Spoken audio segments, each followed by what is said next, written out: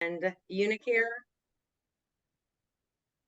Unicare will be there, and MWIN. If you guys don't know about MWIN, if a lot of my participants lose their coverage for medical benefits after COVID, MWIN is another program through DHHR, MWIN, and there may be another N, but if you search MWIN, and I'll send it out in the in my listserv, they will also be here to help people get connected. So anybody that has a medical card is encouraged to come, because there are so many perks that you can get, like laptops, gym memberships, things like that through their medical card that they don't even know about. Because I've asked several clients, hey, do you know that you have all of these perks available to you just for going to regular doctor's appointments? And oh yeah, also, hi Mark. We would be glad to have them. If somebody has a contact for them, send me an email, because I heard that they were going to be a new HMO. So Yes, yeah, that's me. okay, great. Great. Well, we would love to have you at the event, and I'll send the information to you after the meeting to set up a table. And so that's going to be fun. And then the Homeless Coalition will be presenting next month. So next month, Homeless Coalition, and then the following month, we will have the healthcare community event. So we would love everybody to come and encourage your participants to come. I will get that flyer out to you as soon as possible so that you have time to market that event, and so it can be a success and it'll be fun. So I am going to, I wasn't here last meeting. I had an emergency, so I didn't get to talk about the SWOT analysis. I have had very little time to work on my report that I want to do. I did a little brief presentation on some of the things that we did identify, but there are at least 25 different strengths, threats, opportunities, and weaknesses that we identified at the SWOT analysis for our area. What we're doing for reentry, what we could be doing for reentry, what we're already doing that's working, and what we're not doing. So I'm going to put that into a report so that we can utilize it and then work from it and see who's doing what and what we can do to kind of overcome some of those things that are the weaknesses, or build upon the strengths, and so on and so forth. So at the end, after Sarah does her presentation, I do have a short presentation that I will do, and then I will have that report go out within the next couple weeks to everybody in the listserv.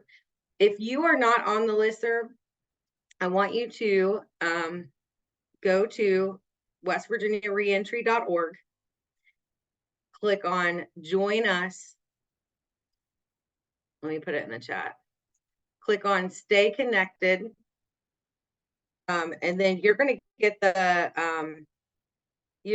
any kind of, you can click on any of the reentry councils that you wish to be a part of all over the state, and you're going to get the Zoom link. It goes out, I think, like usually a couple days before, right, Krisha? I think it does. It usually comes to me a couple days before to remind me of the meeting with the link. A week and before. Maybe another time too. A week before in the morning of. Oh, gotcha. Okay.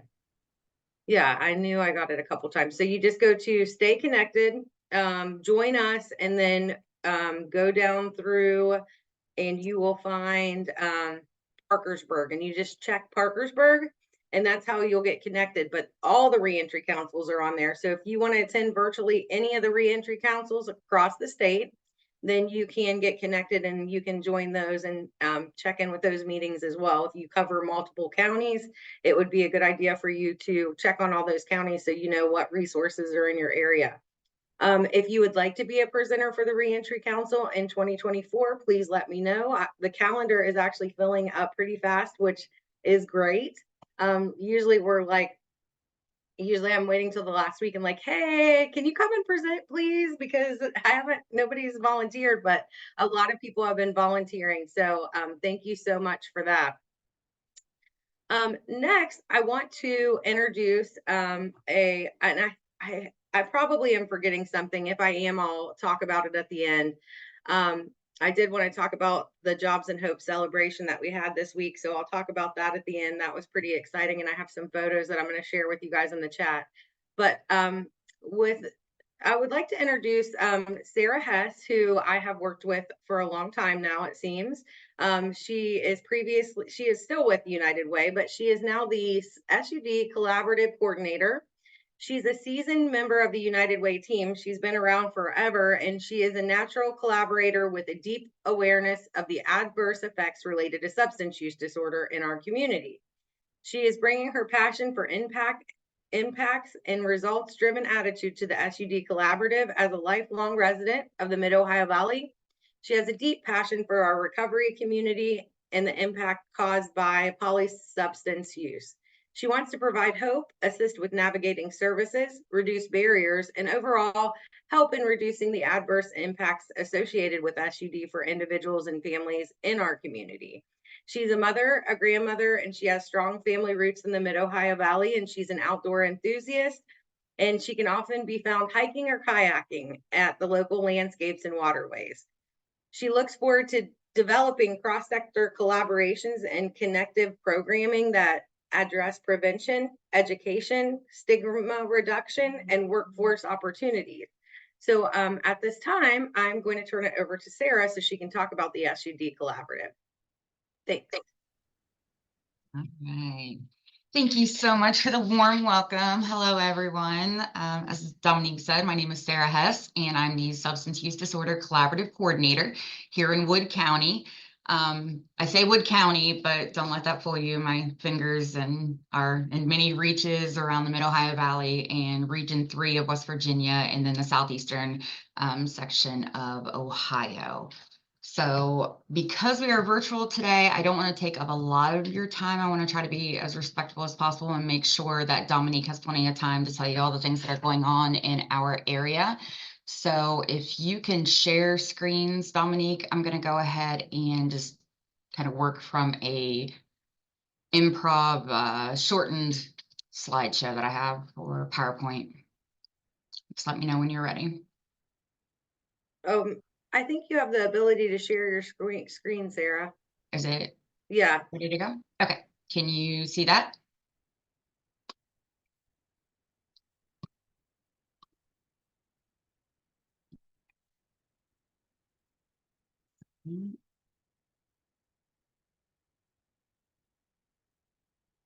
Are you able to see it?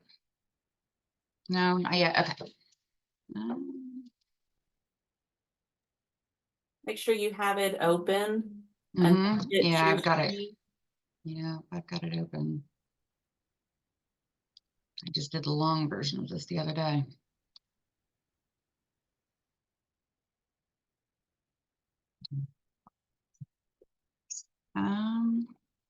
It's open and it's not letting me.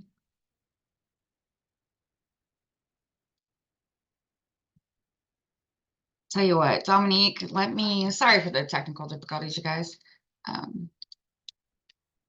Dominique, do you mind if I just email this to you real quick and then can you pull it up from your side? Because it's not letting me no matter what I push on or press on.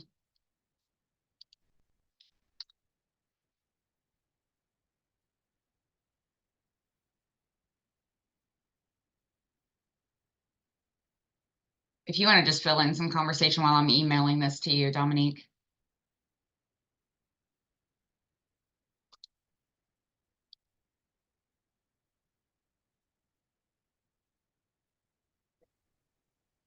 Oh, I can't hear you. You're muted, Dominique. It's Friday. Okay. There you go. Yes. Okay, here we are. Yep. Let's do this. Okay, so this week we were at the Capitol in Charleston, and we had the 500th graduate of Jobs and Hope. We had a male and a female. Myself and Sherry Sloan both submitted a person on the same day. We had a little tussle over who submitted the first 500th participant, but it was okay.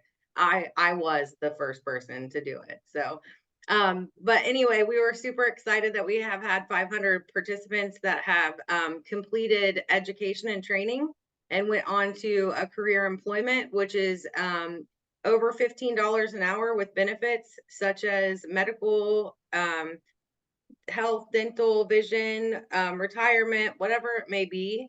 And they are comfortable in their position and they have overcame all their barriers. So 500 people have done that, which has saved the state a lot of money. I think it's $1.7 million so far, with just getting people the share. Sarah, did you share? I your think it's screen? working now. Yeah. Mike, I'm telling you, I'm having the worst technical That's difficulties, okay. but keep on going. You keep going to finish that. Okay, so we've been able to save the state a lot of money for participants that are able to get off benefits such as SNAP and the medical card. However, we also don't want to, we also, at the beginning of working with folks, we help them get connected to get on those services until they don't need them anymore. Obviously, we know that the deadline when they cut those services off is not exactly where it needs to be, but it's just been all around a good success. The governor spoke, and Sierra Mullins of Wood County spoke. She did amazing. If you get a chance, you can go to the governor's Facebook page and you can hear her speech, as well as the Huntington graduates speech. They both said that they were nervous. They got up there and killed it. They did better than I would have done in that situation with everybody and all the cameras on them in the governor's media room. So it was pretty amazing. And it was just very heartwarming. It's nice to know that, you know, you are making we are making a difference in the state. We still have a long way to go, but 500 people, that's a huge success. Everybody in here knows that just getting one person to overcome barriers can sometimes take a long time. So that was very exciting. We were also trained on some new things that we're doing, professional development, moving forward, and just really being the best program that we can be. So that was very enjoyable.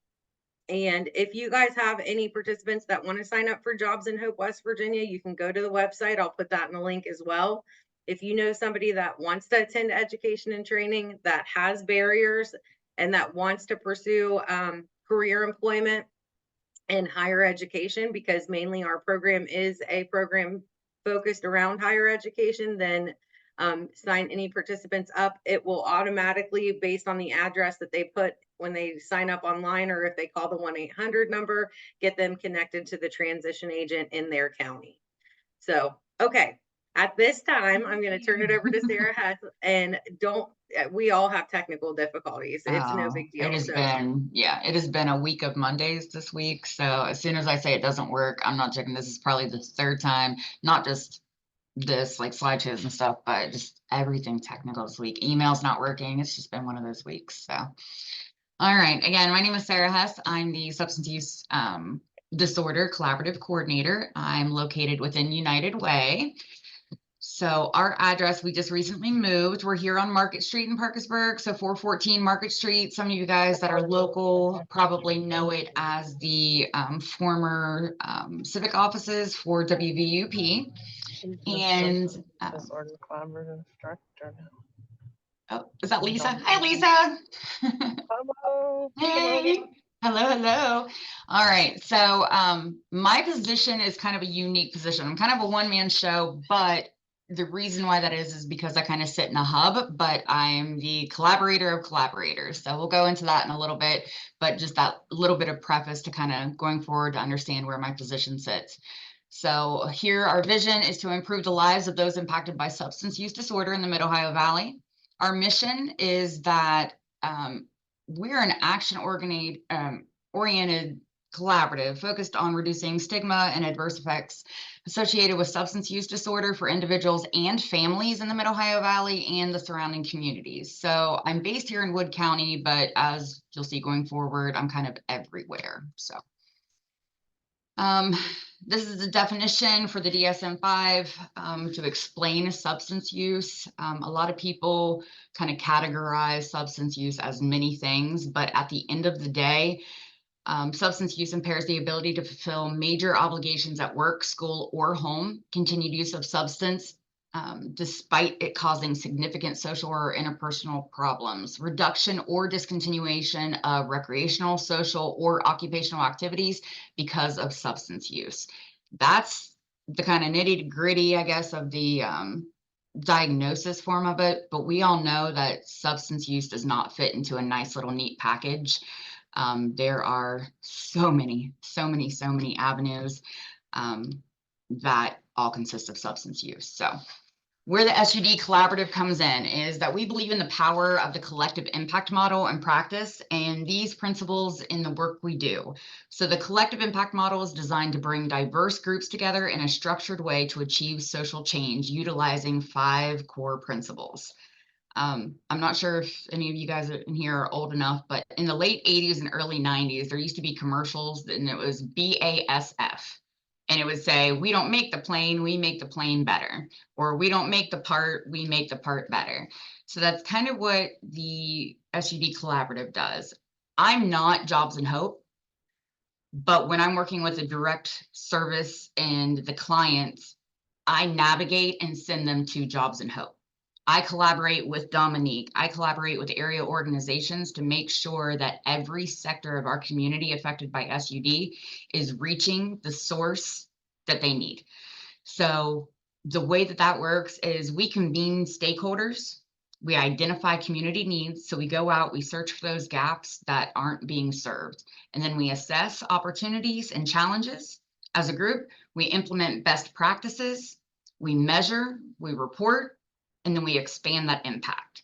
So we're going out every single day and standing in that gap, identifying what is out there that is needed. Is it more training? Is it more education? Is it more funding? Is it more referrals? Is it, I'm using you, Dominique, just because we work so much together on different things. Is it she's just not getting enough referrals or the right kind of referrals? Do we need boots on the ground kind of things? We all come together and we brainstorm to figure out what the best way to get the individuals that need the services to the services that are being provided. So I call it the sandbox theory. Stop staying in your silos and everybody kind of work together in the same sandbox. So the 5 principles that I work with are the common agenda. All participating organizations have a shared vision for social change that include a common understanding of the problems and a joint approach to solving the problems through agreed upon actions. Shared measurements, agreement on the way success will be measured and reported with key indicators by all participating organizations. This is one that is definitely my nemesis because everyone thinks that their data is important, and it's a hard time comparing apples to oranges, but we're getting there. Mutually reinforcing activities, engagement of all diverse sets of stakeholders, typically in multiple sectors, coordinating a set of differentiated activities through a mutual reinforcing plan of action. Continuous communication. I can't say this enough. Continuous communication. Frequent communications over a long period of time among key players within and between organizations to build trust and encourage ongoing learning and adaptation. Backbone organization, ongoing support provided by an independent staff focused on guiding visions and strategy, supporting aligned activities, establishing shared measurement practices, and building public will, advancing policy and mobilizing funding. So all of these things are kind of where I sit in a hub and then radiate it out and pulse it back in. Radiate it out, it's like an ebb and flow. So I work with the community to make sure these are happening. And then where I see the gaps, even in our funding or direct services, I make sure that the communication comes back and forth, and it is a constant cycle. So the things that I focus on, and if anybody has any questions, please stop me because I could go on and talk and I'm trying to minimize this, but the key factors right now in the timeline, I guess, for deliverables of the SUD collaborative are technical assistance, data projects, community education, and collaborative initiatives. So under technical assistance, this is where the funders come in our area. This is the United Way, this is Sisters Health Foundation, McDonough Foundation, all of the grantors that are out there that provide funding to SUD initiatives and programming. I'm kind of your source for that. Not only are they funding the SUD collaborative, but I'm in collaboration with them for all of the other SUD providers in the area. If you need grant assistance, if you need pointed in the right direction, anything like that that comes with needing funding, please reach out. I'll make sure that you are pointed in the right direction. The data project. We have a big data project that has been underway for quite a while, and I could get on my soapbox about this, but we have a lot of funders, stakeholders in the area that don't really understand how Wood County's SUD facilities and providers really work. They want to compare MAT data to sober living data, and it's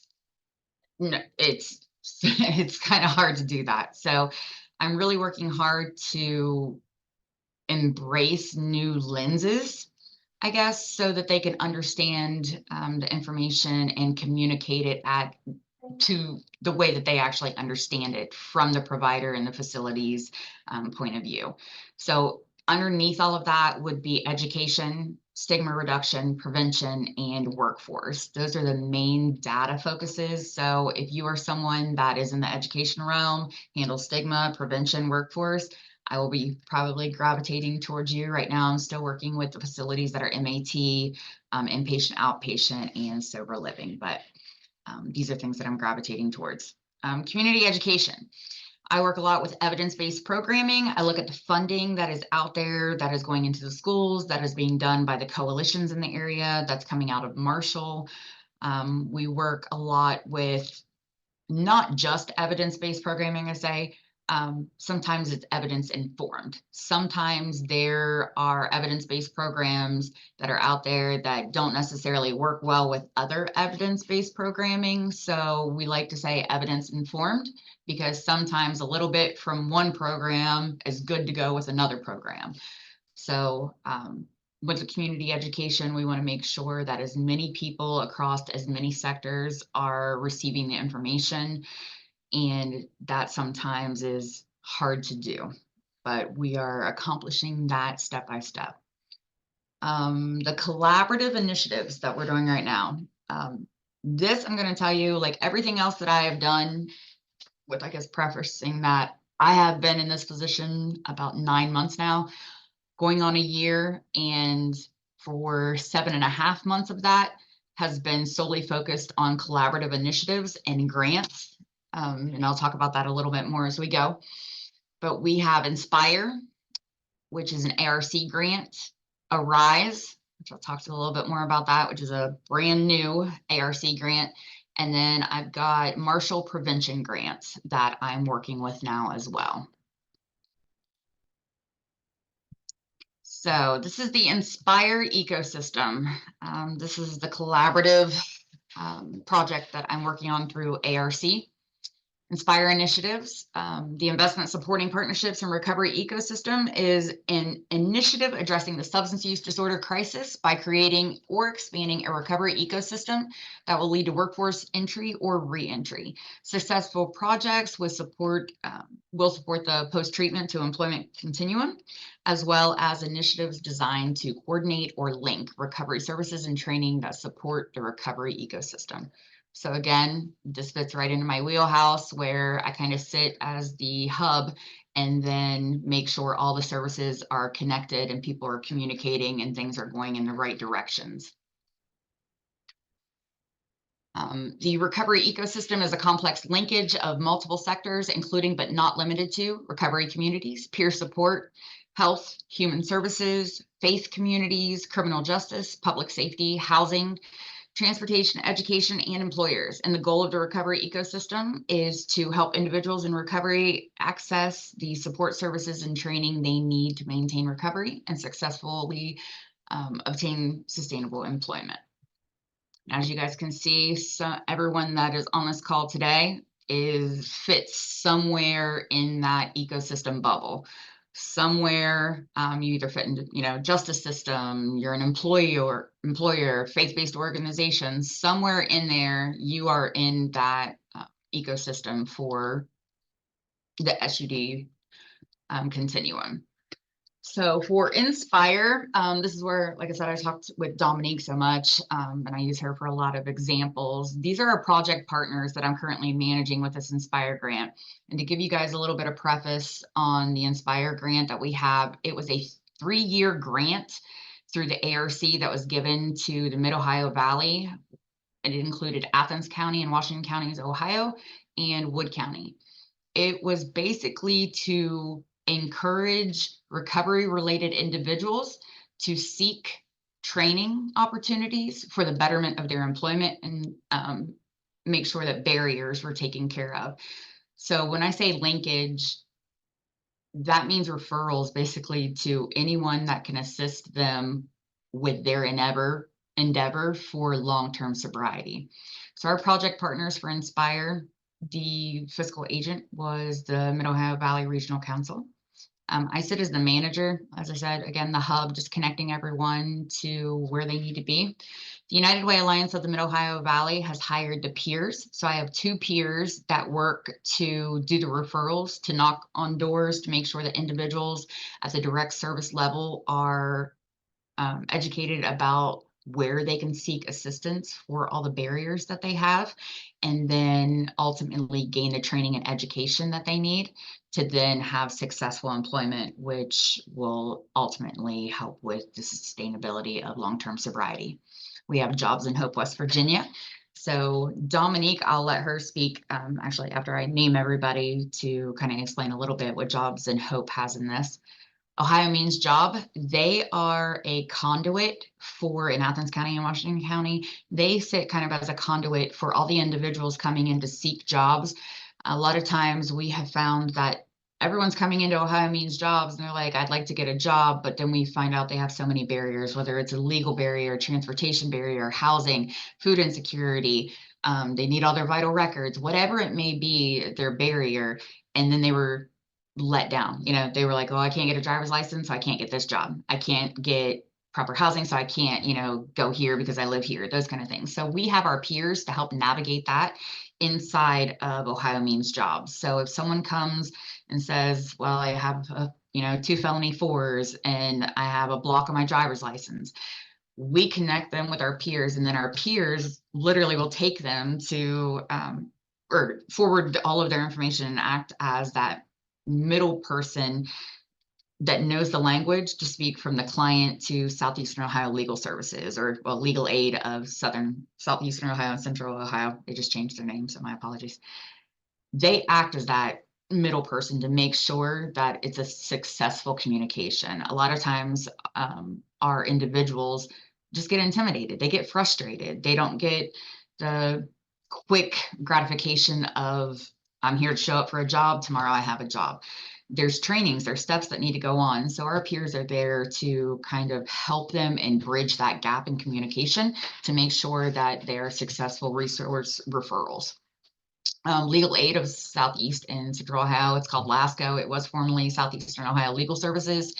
And they do a great job with being able to assist with, one of the biggest things we found is we are right on the border of Ohio and West Virginia. So we have people living in Ohio that have offenses in West Virginia. We have West Virginia offenses that are living in Ohio, vice versa. So LASCO has become really good at working with our legal aid here in West Virginia and vice versa to get rid of those blocks and literally knock down the river that becomes a barrier between the states. And they communicate back and forth and have been able to work on expungements, have been able to work on CQEs like certification and qualifications for employment through court. They are working on licensures, reinstatement fees, just being able to speak in that legal language that our clients don't typically have access to. So they've done a great job. One of the big things that we have right now is COAD. COAD is the Corporation for Ohio Appalachian Development. They have a training center that is located in Athens, Ohio. And for 3 years, they just weren't sure where they were on the grant. And my predecessor just wasn't in the same kind of forward track that I was in the follow-ups. So they kind of got overlooked on the grant and no one went through any of the trainings. I stepped in and we now have 17 graduates that went through COAD that now have lead abatement and construction training. And then within the next 3 weeks, they're going to go in and I'm going to have 5 right now that are going to be going in to do HVAC training. So they're going to have the whole HVAC series and be able to come out and be certified as HVAC technicians. So I'm super excited that we're able to do that. And I'm working with Dominique. We got a couple people that are interested, but we're going to start getting referrals from Jobs and Hope and make sure that people have that opportunity at COAD, just like anyone else in the recovery community. Our local SW Resources, they are also an SUD training facility. They have a 16-week program that helps to excel janitorial skills and hands-on work environment for some that may be struggling to be in a brick and mortar location and work. We all have to kind of understand that not everyone can just go into a recovery program, pop out, and just start working. That's just not a mentality to have. And we're trying to break that stigma as well, that there are different levels to that. And sometimes there's plateaus. Sometimes you can do a resume and that's where you have to stop for a little while and then look at some different trainings. So we want to make sure that we are meeting everyone where they are in their training and education continuum. So these are the partners that I'm currently working with. And I'm going to let Jobs and Hope explain a little bit more. And then I also have one of my PRSs on the call that I'm going to have just give a brief narrative of as well. So Dominique, do you want to speak just a little bit on your part with the grant? Sure. The number one way that we have realized over the process of including peer recovery support specialists into our community to help other people with lived experience, to help people that are going through it, is that they need to have all the tools in the tool belt. So this grant was a major success in the fact that we even were able to get this grant in our community, because it's a huge amount of money. And it did switch over lots of different times. And but from the beginning, Jobs and Hope has been helping with training peers, getting them connected to all the different community services, helping them know where there's gaps. So a lot of times, a couple of the peers in the beginning were Jobs and Hope participants that were helping bridge gaps between Ohio and West Virginia, and SW Resources. SW Resources has an SUD program, if you guys don't know, that really assists people when they're first coming into recovery. So they have to have another support system like Jobs and Hope or Fellowship Home or one of the sober livings, but they allow the person to go drug screen if they need to. They do soft skills training with them.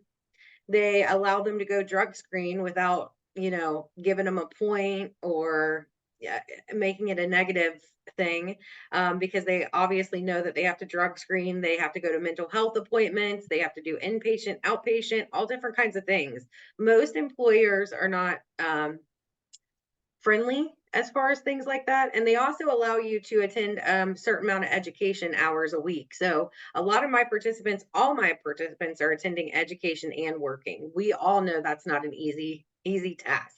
So they're also doing all their recovery stuff, working and going to school. So it's a 4-month vocational program where they really just kind of get back into the groove of working and are able to meet all those deadlines and get to all those appointments. DRS works with them a lot. DRS works with us a lot, but with the peer, the goal of the peers through the ARC Inspire was to bridge services between Washington County, Ohio, Athens County, Ohio, and Wood County, because lots of states are resource poor, and in West Virginia, believe it or not, we are not resource poor. We have lots of resources. Unfortunately, everybody doesn't know about them. So that's what the peer goal is to get those kind of model some of the programs that we're doing here over into Ohio. So we have helped with all different kinds of things with the grant. We hope to help with more things, and we hope to get more people. Now that we have the COAD training, we'd love to get more Jobs and Hope people into the COAD training and the HVAC training. That's a game changer. I have several people right now that are attending HVAC at our local technical college, and I have people all the time that want to attend. So Absolutely. I'm really excited about that. Yep, And me too. moving forward, like I said, this is an amazing opportunity for us to get an ARC Inspire grant. If anybody's worked on an ARC Inspire grant on this call, you know that it is not for the faint of heart. No. So it has been a long journey, It but has definitely been a long journey. And I just want to add to it. So you don't give yourself a lot of credit, Dominique. You talk a lot about other programs and what other programs can do. Dominique has actually been instrumental in our peers from the beginning when we had the first 2 peers to now having the peers that are under United Way. Part of Dominique and Rochelle in Wood County is they take their transition agent model and then teach the peers how to do that in Ohio. Ohio doesn't have Jobs and Hope. They have little agencies that kind of work as what Jobs and Hope does, but there's communication issues there. But Dominique and Rochelle have taken what they know and how to do very well in the state of West Virginia and given that information to our peers so that they can then go bridge those gaps in Ohio, in Athens and Washington County. The great partnership with Jobs and Hope is already knocking down the barriers. So when our PRS, which I'll give her a second to talk here in a second, Brittany, is able to say, you know what, I'm in Ohio, but if you're in West Virginia, you should reach out to Dominique at Jobs and Hope because she deals with education. They deal with recovery-friendly workplaces. They're looking for jobs. They're looking for education. So like Dominique was saying, we are really resource happy here. It's just a lack of communication and resources. So the more that our peers and our boots on the ground folks are helping, that means you as individuals running services and programs are able to stay there and actually help those individuals. Dominique, nor I, nor probably anyone on here that is at an admin level have the time in the day to go out and recruit individuals to be in our programs. I mean, if anybody does raise their hand, because I'd like to meet with you and you can come help. So that would be great. You have more hours in the day than us. But it's hard. Like I don't know any time that I've seen Dominique not working or recruiting. So even when she's out doing something else, she's recruiting and constantly talking about Jobs and Hope. Our peers are now able to do that and take that information and be those navigators in the community to help everyone through all of these. So it's a collaboration of amazing organizations that are focused on workforce and getting our individuals back into the community and being able to contribute to ultimately what our huge stakeholders want, tax revenue. They want to be contributing members of the society, and everyone looks at workforce to be able to do that. So I'm going to end this part right here with, if you are in our area or are in our rural footprint in Region 3 or in Southeastern Ohio, and you would like to be a partner on an ARC grant, please reach out to me because we are going to be meeting in August to look at action-oriented organizations that would like to be on the next grant. One other thing, I'm going to back up my slide here to the collaborative initiatives. This is brand new information, and Dominique, I haven't even leaked this out to really anybody except for kind of internal, but you'll be excited about this as well. So the SUD Collaborative just found out that we are part of Community Education Group's grant called Arise through ARC. It's another ARC grant. And we are going to be working on community health workers. So we are going to be able to bring the CHAMPS model of community health worker training to Wood County to be able to start training community health workers to be right here in our area. So we don't have to outsource community health workers anymore. And they are looking at recovery specific. So they are going to do the combination of peer work as well as the health work side of it. So it is, I do believe, a 6-week program, 147 hours, and there is a living stipend for it. So I'm about to get more details in the next coming weeks, but that's something that's going to be available here before too long. It is a big, huge grant through CEG. It's multiple million. I do believe it's $7 million that they will be putting into the workforce continuum. So I'm really excited about that, and I can't wait to hopefully maybe next month, give you guys a little bit more details of where to send anyone that would be interested in becoming a community health worker. All right. So do you guys have any questions that I can answer? I know that was a whole lot and that's actually a compressed version. So I kind of have my finger in just about everything. So is there anything I can answer for you guys, either United Way or SUD or Inspire or Arise or Marshall or Prevention or anything else that we have going on? And Who has questions? Somebody has to have a question. if you guys don't have questions, I was going to let Brittany speak as well, but if you guys had Okay. any questions before I let Brittany kind of just give a summary, then I'll answer some questions. Okay, And great. if not, please feel free. I put my email in the chat. And if it's something that you just want to have a conversation with me about later on, by all means, just reach out to me. We can talk, set up a Zoom, phone call, however you want to do it. While you guys are thinking or maybe emailing me, Brittany, if you want to take a minute just to kind of explain your experience and to preface that as well.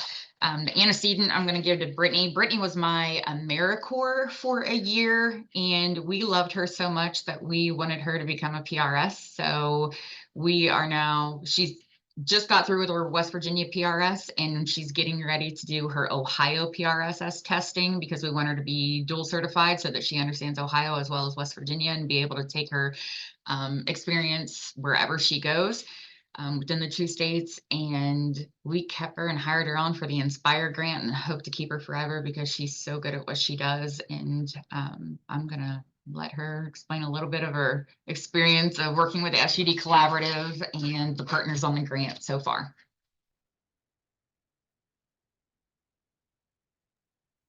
Okay. There you Good go. morning. So, the thing that I did most recently was my first half of my transition training with Rochelle and Jobs and Hope. And we pretty much just went over the entire program. And I had been a participant in Jobs and Hope, so I was kind of familiar with it, but some things have changed. So I'm glad I got all of that updated information.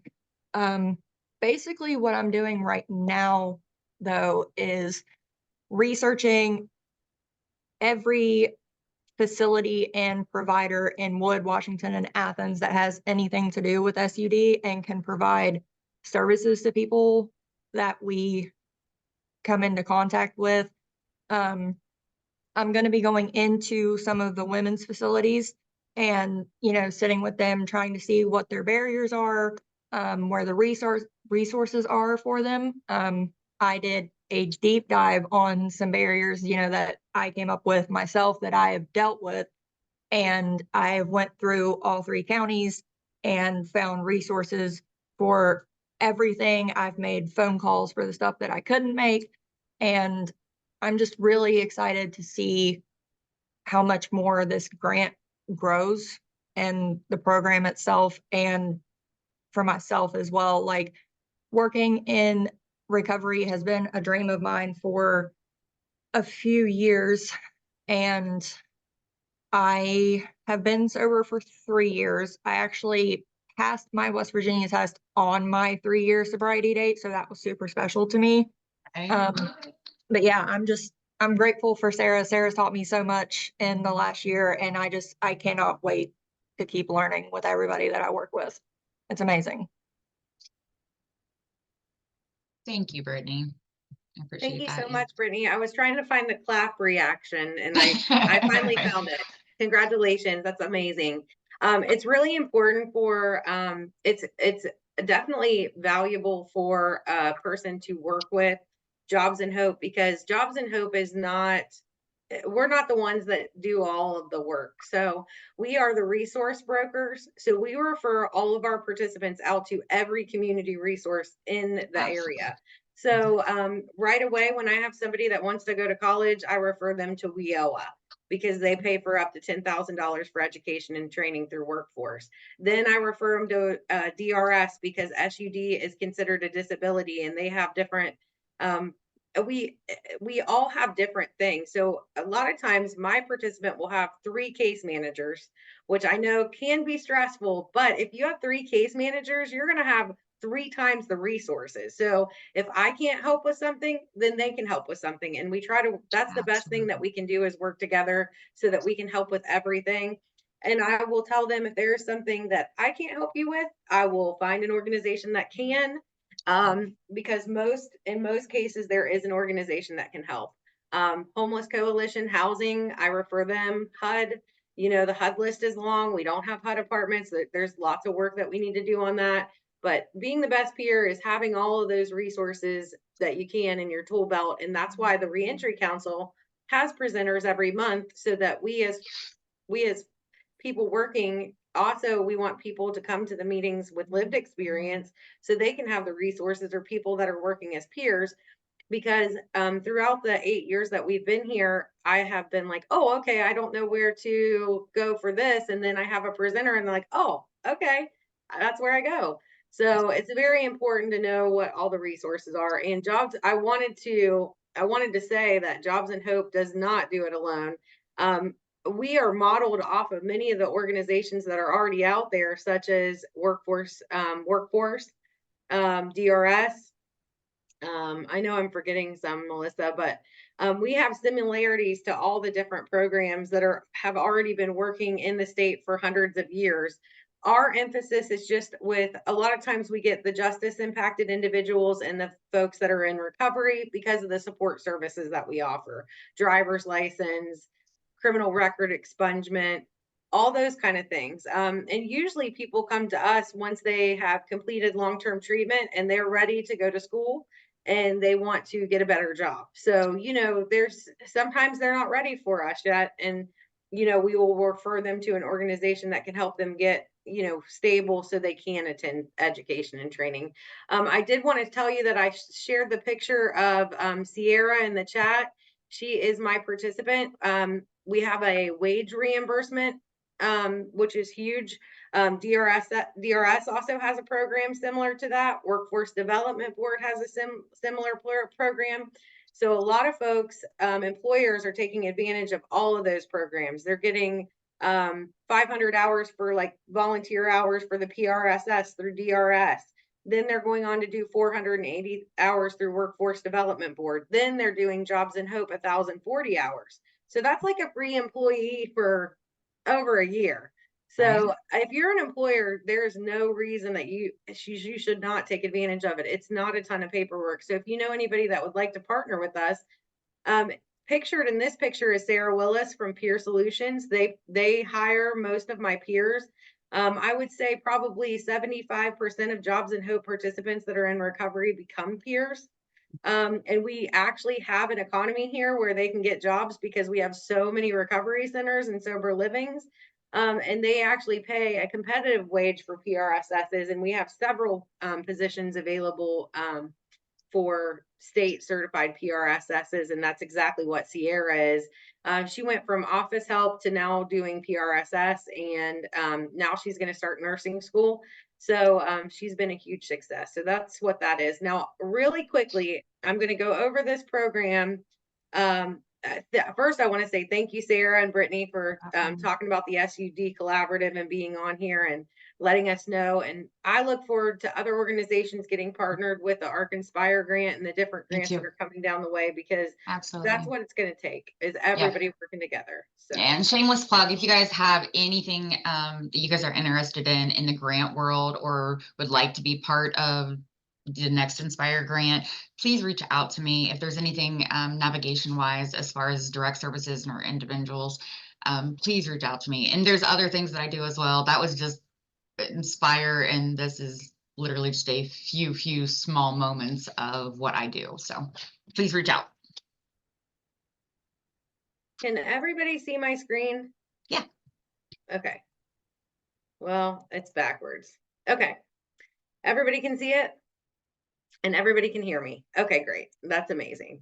All right. So as you know, I was not here last month, so I didn't get to talk about it, but we had the presentation of the First Step, which is a documentary on the First Step Act that was able to get lots of people federally released from prison that had served their time and that were well past, had done everything that they needed to and needed to be back with their families. And it was just a great opportunity that would, got a lot of, it got a lot of, there were a lot of people that were against it, but there were also a lot of people for it. So we were able to follow that, and we were able to see what can happen if both sides of the aisle come together. And that was the point of this, the premiere that we had at the Smoot. We had a SWOT analysis prior. We had just as many people that were in recovery or people that were previously incarcerated at the meeting as we did professionals that work in the resources. So that was my goal, is to get people that are actually affected, that have lived experience. I want their voices at the table, because that's what's going to change things. Personal stories to legislators is very important, and a lot of people don't know how to get involved. So that was a lot of what we wanted to talk about. And we had so much good feedback. Like I said, we talked about strengths, threats, weaknesses, and opportunities. And I'm going to go over those right now. Some of them, obviously, I said there were 25 of each, and that's going to be in the full report that I do, that I get out to everybody. But right now, I just wanted to kind of give you an overview of some of the things that we noticed that were strengths and weaknesses. So I just threw this together really quick. Let me see if I can figure out. I've never done a Canva presentation either, so I can't tell if my screen moved. Hold on. I'm dropping a few pictures from the event over in the chat. Okay, good deal. I feel like I skipped. Okay, all right. So strengths. Obviously, peer support has jumped over the last few years. When I first started at the public defender in 2017, we didn't hardly have any peer supporters. So peer support is on the rise. We have lots of people, like I said, probably 75% of Jobs and Hope clients end up being peers, and we have a lot of jobs for those folks in the recovery centers that we have here. So and then also recently we've started doing reentry navigators, because not everybody, we have lots of people that we're working with. Almost every single one of my people that's in recovery is also reentering from incarceration. So we have to focus on reentry just as much as we do recovery, because most of the time it goes hand in hand. So peer navigators are a person, much like a sponsor, that helps folks navigate the different barriers of sobriety. They help folks navigate from coming out of incarceration. They volunteer their time for up to a year or however long it takes, and they get the person that's coming out connected, whether that may be the person's getting out on Monday that's going to clean and clear and they need clothing, or they need connected to community resources to get their ID, or they need to go to the DMV. So it's just a person that works with a person that's coming out of incarceration, just like peer support, peer recovery support specialists work with people in recovery. So we need to get more reentry navigators trained. And so far we've had success with that, and that is a strength. Jobs and Hope, we've already talked about that. Education, getting people trained and educated and certified so they can get better jobs despite their background. West Virginia Reentry Council, we over the last 8 years, I think that, I don't know the exact number, but we started out with 2 reentry councils, and now we have how many, Krisha? 21? 21. Okay. And then we also need to just, if you are interested in being a chair for a reentry council, we have several open positions throughout the state for chairs of reentry councils, because it's a volunteer position, and we need folks in all those counties. Division of Rehab has been a huge strength in the area for helping folks where other organizations aren't able to, with their mental health needs or their substance use disorder needs, whatever their needs are. DRS has been there and is been very helpful, and they are a strength in our community. Threats. Let's go on to threats. And like I said, there's a lot more than just these. These are just the ones that I really wanted to kind of cover quickly today. house development being blocked, sober living. So everybody knows we had a moratorium that passed where people could not open up more sober livings. We have thousands of treatment beds and hundreds of sober living beds. Okay, so it's,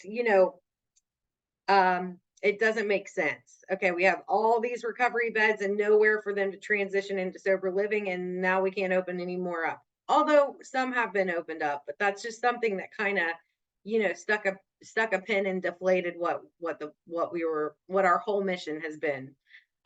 System overwhelmed, as you all know, most of us in all those organizations that I talk about have here at Jobs and Hope, we have over 100 people in our caseload.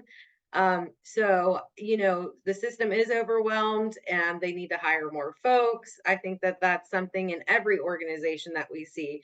You lose an employee and then the employee that's always good takes on that person's job and then they just forget to hire another person. So, they've got one person doing 4 full-time jobs. That's a huge problem. Territorial programs. We've all seen that where organizations are like, oh no, this is what I do. And I don't want to refer you to another organization. Although we are all adults and our mission is to help, we do see that at times where people just don't want to work together because they're territorial. Opportunities. SW resources, SUD employment. We talked about that. I kind of covered that, how you can get in there, you can get your soft skills, you can go drug screen, you can take your classes while working. So that's an amazing opportunity. Community resources like Circles. Circles, I'm a board member for. Lisa Doyle Parsons runs Circles. She's been a member of the Reentry Council since day one. She helps people overcome poverty through weekly meetings. So every Monday she feeds people, which I think is her first great accomplishment is she feeds them, and then they become family, and then they overcome barriers. They learn how to do a resume. They learn how to do financial literacy. She usually pays for that Monday night meal out of her pocket. So if anybody ever knows anybody that would like to donate a meal on Monday nights for Circles, always let us know that. But Lisa does a lot to help people overcome poverty, and we know that generational poverty is a huge issue in our area. Oh, look, there's a typo. Imagine that. Prevention through art, music, culture, and fitness is another opportunity. I literally put this together like 15 at 9:45, so bear with me.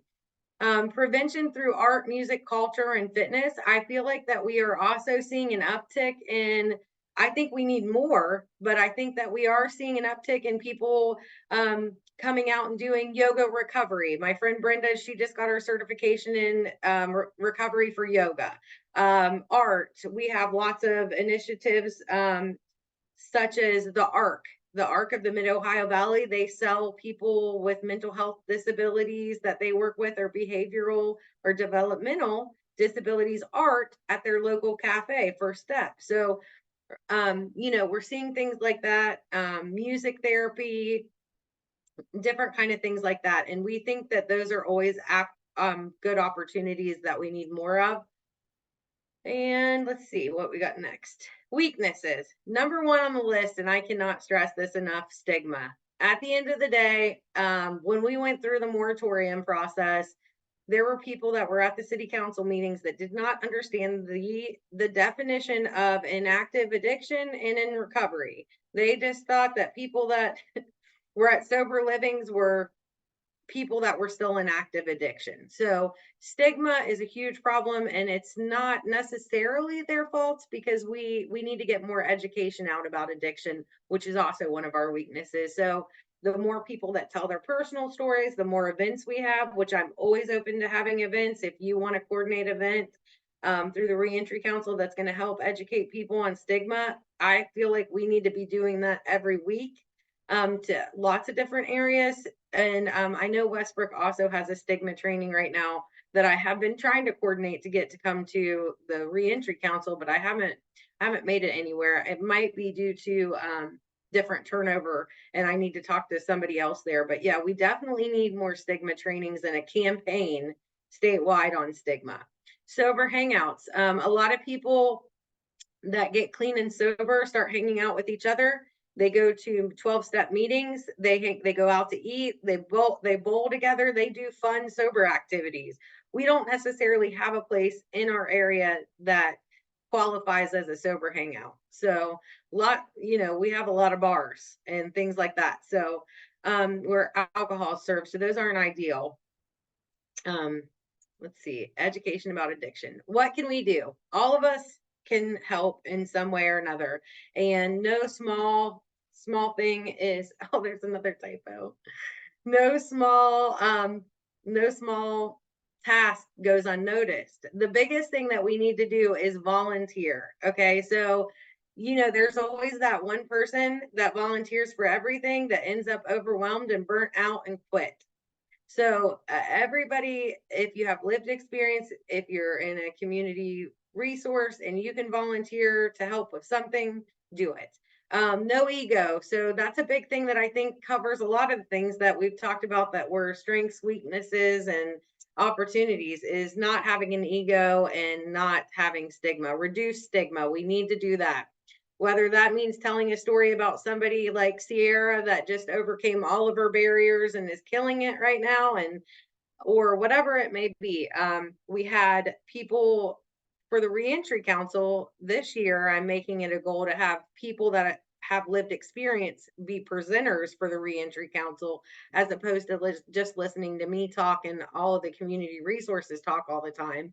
Because I think sometimes we as people that work need to hear those stories so that we can have a fire under us to keep going, because it can be overwhelming. So listening to people's personal stories, grassroots programs, the programs that you think that are so small that nobody cares about, actually end up being the things that really change people's lives.